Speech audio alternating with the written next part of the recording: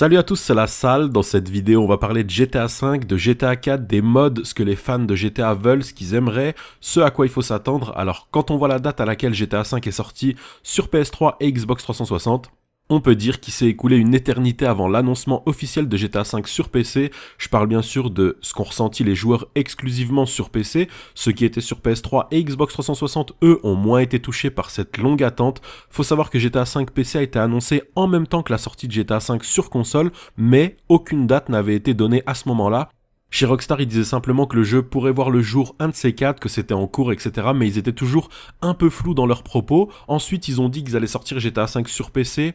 Mais encore une fois, c'était une affirmation sans date. C'est seulement il y a quelques mois qu'ils ont dit officiellement dans un trailer que GTA V arrivait sur PS4, Xbox One et sur PC. Mais là, pareil, pas de date précise, encore une fois.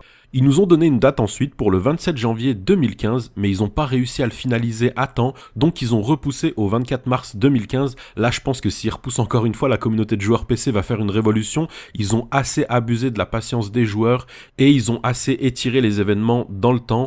Un peu plus d'un mois avant la sortie de GTA V sur PC, on va voir ce que les joueurs PC espèrent. Alors déjà, ils espèrent un jeu à la hauteur des annonces de Rockstar, donc une résolution 4K pour commencer, sans qu'il y ait de problème à ce niveau-là. Un éditeur vidéo que Rockstar a promis, c'est en plus une exclusivité PC, ça excuserait pas les retards intempestifs de la sortie de GTA V PC, mais ce serait quand même déjà pas mal pour dédommager un peu tout ce temps que les joueurs PC ont dû attendre. Alors ils attendent aussi de meilleurs effets promis par Rockstar, par exemple. Quand vous faites un accident, les traces de sang, les débris par terre, tout est censé être mieux retravaillé, plus précis et pas uniquement ressembler à une grosse flaque de sang ronde ou alors des morceaux de débris toujours disposés de la même manière. Ils attendent de nouveaux objets, de la faune et de la flore améliorée, plus de monde dans les rues de Los Santos, plus de véhicules aussi, une distance de vue encore améliorée par rapport à celle de la PS4 et de la Xbox One. Ça a déjà été amélioré d'ancienne génération de consoles à nouvelle génération de consoles, mais ça doit l'être, d'après Rockstar, de nouveau sur PC.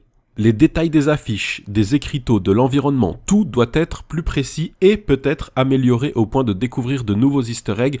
Mais ça, c'est ce qui a été annoncé par Rockstar. Les joueurs PC, eux, veulent aussi d'autres choses. Ils veulent certains modes disponibles et certains ajouts, vu que sur PC, les possibilités et les capacités sont bien plus grandes que sur console. Que ce soit officiellement ou pas, en tout cas, ils le veulent. Alors, dans un premier temps, ils veulent plus de véhicules. Pourquoi pas des remakes d'autres véhicules déjà présents dans d'autres GTA ou de nouveaux véhicules tout simplement, pas forcément des remakes.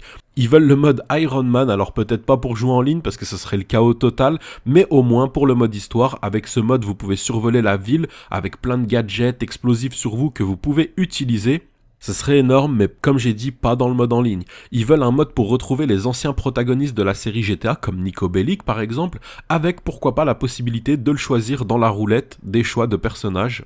Ils veulent un mode infection, mais pas n'importe lequel, avec tout Los Santos à leur trousse pour les tuer, civils, policiers, armés, animaux, un mode comme ça, disponible uniquement en activité en ligne. Genre par exemple, vous allez dans l'océan, vous vous faites attaquer par tous les animaux de l'océan, vous êtes sur Terre, vous vous faites attaquer par les humains et les animaux, ça serait énormissime. Par contre là, c'est plutôt du domaine du rêve, mais ça peut quand même donner des idées à Rockstar pour un futur type d'activité, au lieu d'avoir quelques personnes à vos trousses, faire une map apocalypse.